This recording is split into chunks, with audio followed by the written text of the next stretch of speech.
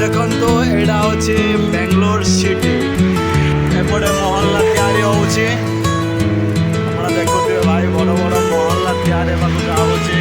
ଏଇଟା ହେଉଛି ଓଭରବ୍ରିଜ୍ ତଳେ ଆମେ ଚାଲିକି ଆମେ ଯାଉଛୁ। ଆମେ ପୁଣି ଥରେ ଭାଇ ଆପଣମାନଙ୍କୁ ଦେଖେଇବାକୁ ଚାହୁଁଛୁ ନୂଆ ନୂଆ ଜାଗା।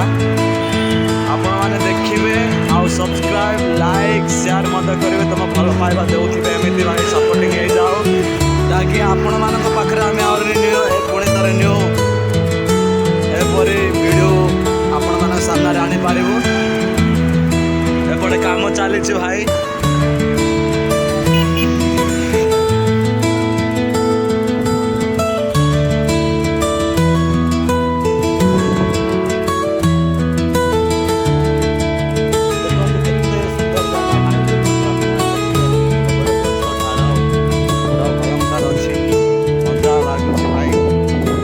ସୁଲିସୁଲିଆ ପବନ ବାଜୁଛି।